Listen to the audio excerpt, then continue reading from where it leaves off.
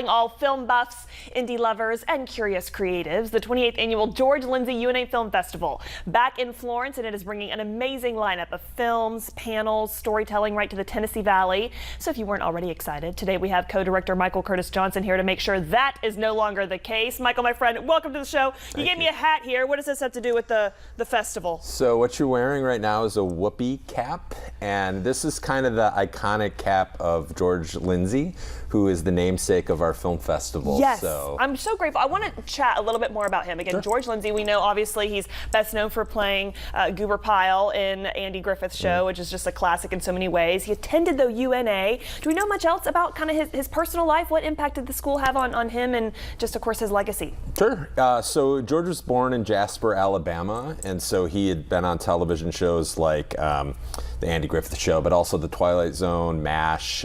He had done some voice work for Disney, and so he's had a long kind of illustrious career. But he went to UNA. He's a graduate. He played football when he was there. He did theater, did all types of things. So he wanted to find a way to give back to Alabama, and so he started this festival 28 years ago, which makes it the longest running film festival in Alabama. Wow. And the real purpose of it is to promote film production in Alabama. So he's trying, his basically trying to get independent filmmakers, and so that's people who are making films on their own without the Hollywood or studio system, trying to support them and find ways to help them make films in Alabama and bring jobs to Alabama. Yeah, I'm so grateful you touched on that. Again, this is really highlighting indie films as the name comes from, and again, without all those big sets of productions. You guys do though have a lot of educational opportunities, panels, discussions on, I think, costumes and music development, right? What do you think makes a good film outside of Hollywood? What does that production look like? Well, I think you got to learn to do a little bit of everything, and so there's a lot of really talented people here in the state. I think the industry is becoming more decentralized, which means that you can make a film just about anywhere because of the technology,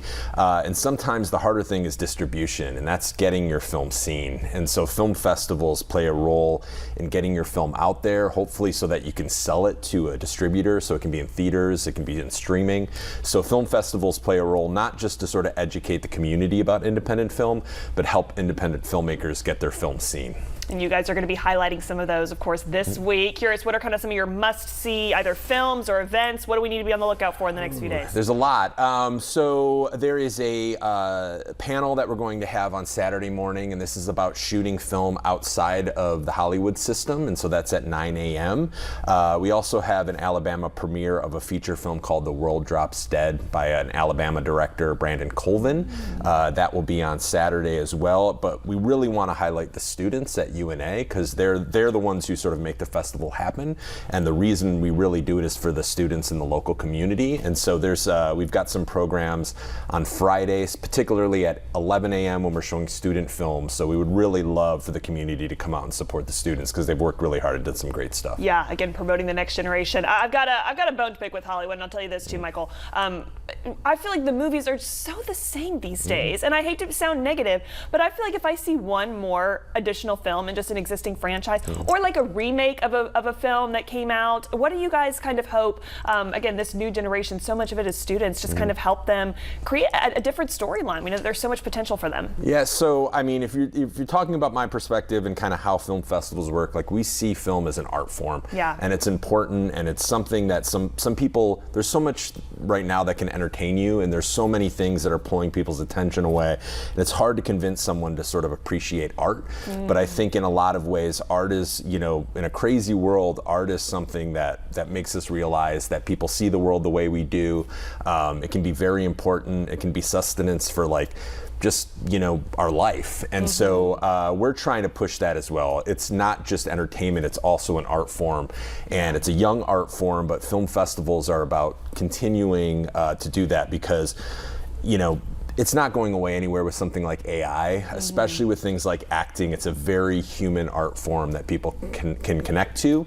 It's just hard to sometimes get them to come out and sit and see something like this. So we're hoping that people in the local community will come out, see some films that are a little bit not traditional like the ones you might see at the local movie theater, but I think you'll see really personal stories, and if you're open to them, I think you're going to empathize with the filmmakers, empathize with the people you see on the screen, so I think it can be a good experience for everybody. And like you mentioned too, I think, again, there is so much beauty in this art form, and it's a talent, it's a craft, and you touched on, again, just kind of the expansion of technology. I think people are so quick to tap into this entertainment world by being, a TikToker, what have you. Nothing against that platform, but I think really sitting down and watching long-form content, something that people have put their heart and souls into. Again, beautiful storylines, and seeing this displayed through film. It's a real art, and so we're so grateful for the work that you do to lead that front here in our area. Big question again, Michael. It's all going down this week, all free. We want to highlight for people to come on out, but recap the details. When, where, what do we need to know to be part? Yeah, so like you said, free and open to the public. You do not need a ticket. Just show up. The kickoff party is open to everyone. That starts tomorrow at 7 p.m. All of the events take place in the same Tom Bigby space in downtown Florence. It's 128 Tom Bigby Street. And so you can come out. There's events literally happening from Thursday till Saturday. They're all free. Please come out, visit the Shoals. It's a great place to spend a day or two. It's well worth coming out. Wonderful. Again, that's all going on this weekend. We'll have those details on our website. Michael, my friend, it's been a pleasure just having you on the show. Thank you for wearing the hat. Thank you. Thank you. It's been a fun time. Appreciate it. Thanks.